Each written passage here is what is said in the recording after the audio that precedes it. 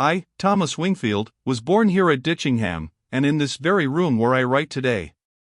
The house of my birth was built or added to early in the reign of the 7th Henry, but long before his time some kind of tenement stood here, which was lived in by the keeper of the vineyards, and known as Gardener's Lodge.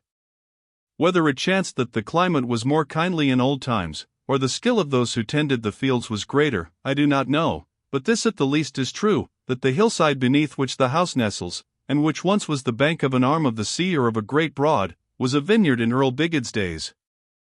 Long since it has ceased to grow grapes, though the name of the Earl's vineyard still clings to all that slope of land which lies between this house and a certain health-giving spring that bubbles from the bank the half of a mile away, in the waters of which sick folks come to bathe even from Norwich and Lowestoft. But sheltered as it is from the east winds, to this hour the place has the advantage that gardens planted here are earlier by 14 days than any others in the countryside, and that a man may sit in them coatless in the bitter month of May, when on the top of the hill, not 200 paces hence, he must shiver in a jacket of otterskins.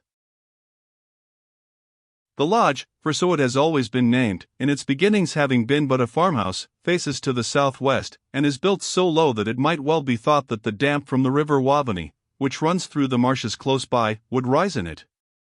But this is not so, for though in autumn the roke, as here in Norfolk we name ground fog, hangs about the house at nightfall, and in seasons of great flood the water has been known to pour into the stables at the back of it, yet being built on sand and gravel there is no healthier habitation in the parish.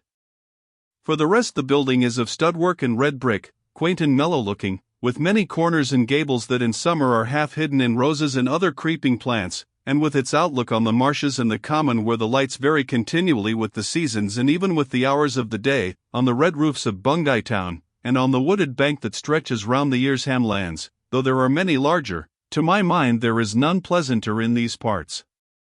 Here in this house I was born, and here doubtless I shall die, and having spoken of it at some length, as we are wont to do of spots which long custom has endeared to us, I will go on to tell of my parentage.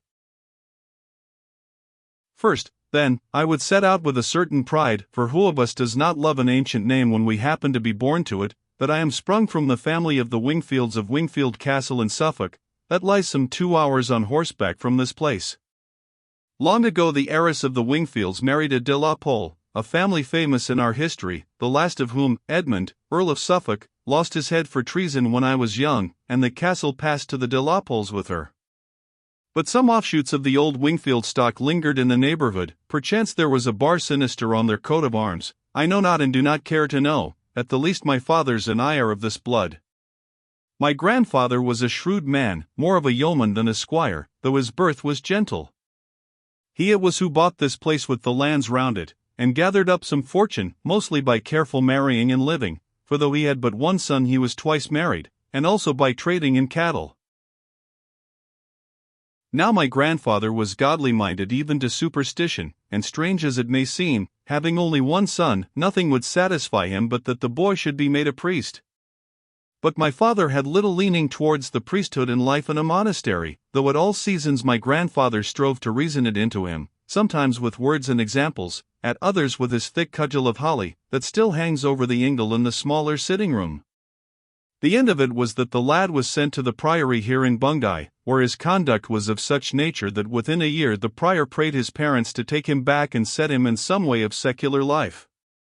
Not only, so said the prior, did my father cause scandal by his actions, breaking out of the priory at night and visiting drinking houses and other places, but, such was the sum of his wickedness, he did not scruple to question and make mock of the very doctrines of the Church, alleging even that there was nothing sacred in the image of the Virgin Mary which stood in the chancel, and shut its eyes in prayer before all the congregation when the priest elevated the host.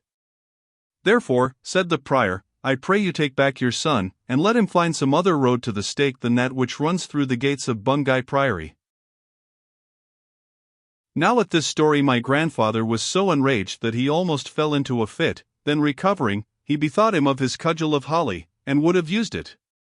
But my father, who was now 19 years of age and very stout and strong, twisted it from his hand and flung it full 50 yards, saying that no man should touch him more were he 100 times his father. Then he walked away, leaving the prior and my grandfather staring at each other. Now to shorten a long tale, the end of the matter was this. It was believed both by my grandfather and the prior that the true cause of my father's contumacy was a passion which he had conceived for a girl of humble birth, a miller's fair daughter who dwelt at Wingford Mills. Perhaps there was truth in this belief, or perhaps there was none. What does it matter, seeing that the maid married a butcher at Beccles and died years since at the good age of 95? But true or false, my grandfather believed the tale, and knowing well that absence is the surest cure for love, he entered into a plan with the prior that my father should be sent to a monastery at Seville in Spain, of which the prior's brother was abbot, and there learn to forget the miller's daughter and all other worldly things. When this was told to my father, he fell into it readily enough, being a young man of spirit and having a great desire to see the world, otherwise, however, than through the gratings of a monastery window. So the end of it was that he went to foreign parts in the care of a party of Spanish monks, who had journeyed here to Norfolk on a pilgrimage to the shrine of Our Lady of Walsingham. It is said that my grandfather wept when he parted with his son, feeling that he should see him no more, yet so strong was his religion, or rather his superstition, that he did not hesitate to send him away, though for no reason save that he would mortify his own love and flesh, offering his son for a sacrifice as Abraham would have offered Isaac. But though my father appeared to consent to the sacrifice, as did Isaac, yet his mind was not altogether set on altars and faggots. In short, as he himself told me in after years, his plans were already laid. Thus it chanced that when he had sailed from Yarmouth a year and 6 months, there came a letter from the abbot of the monastery in Seville to his brother, the prior of St. Mary's at Bungay, saying that my father had fled from the monastery, leaving no trace of where he had gone. My grandfather was grieved at this tidings, but said little about it. 2 more years passed away, and there came other news, namely, that my father had been captured, that he had been handed over to the power of the Holy Office, as the accursed Inquisition was then named, and tortured to death at Seville. When my grandfather heard this he wept, and bemoaned himself that his folly in forcing one into the church who had no liking for that path, had brought about the shameful end of his only son. After that date also he broke his friendship with the prior of St. Mary's at Bungay, and ceased his offerings to the priory. Still he did not believe that my father was dead in truth, since on the last day of his own life, that ended 2 years later, he spoke of him as a living man, and left messages to him as to the management of the lands which now were his. And in the end it became clear that this belief was not ill-founded, for one day 3 years after the old man's death, there landed at the port of Yarmouth none other than my father, who had been absent some 8 years in all. Nor did he come alone, for with him he brought a wife, a young and very lovely lady, who afterwards was my mother. She was a Spaniard of noble family, having been born at Seville, and her maiden name was Donna Luisa de Garcia. Now of all that befell my father during his 8 years of wandering I cannot speak certainly, for he was very silent on the matter, though I may have need to touch on some of his adventures.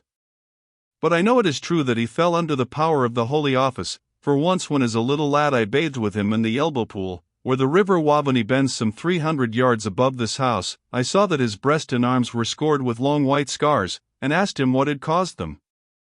I remember well how his face changed as I spoke, from kindliness to the hue of blackest hate, and how he answered speaking to himself rather than to me. "Devils," he said, "devils set on their work by the chief of all devils that live upon the earth and shall reign in hell. Hark you, my son Thomas, there is a country called Spain where your mother was born, and there these devils abide who torture men and women, and burn them living in the name of Christ. I was betrayed into their hands by him whom I name the chief of the devils, though he is younger than I am by 3 years, and their pincers and hot irons left these marks upon me. Aye, and they would have burnt me alive also, only I escaped, thanks to your mother, but such tales are not for a little lad's hearing, and see you never speak of them, Thomas, for the Holy Office has a long arm. You are half a Spaniard, Thomas, your skin and eyes tell their own tale, but whatever skin and eyes may tell, let your heart give them the lie. Keep your heart English, Thomas, let no foreign devilments enter there. Hate all Spaniards except your mother, and be watchful lest her blood should master mine within you." I was a child then, and scarcely understood his words or what he meant by them. Afterwards I learned to understand them but too well. As for my father's counsel, that I should conquer my Spanish blood, would that I could always have followed it, for I know that from this blood springs the most of such evil as is in me. Hence come my fixedness of purpose or rather obstinacy, and my powers of unchristian hatred that are not small towards those who have wronged me. Well, I have done what I might to overcome these and other faults, but strive as we may, that which is bred in the bone will out in the flesh, as I have seen in many signal instances. There were 3 of us children, Geoffrey my elder brother, myself, and my sister Mary, who was 1 year my junior, the sweetest child and the most beautiful that I have ever known. We were very happy children, and our beauty was the pride of our father and mother, and the envy of other parents.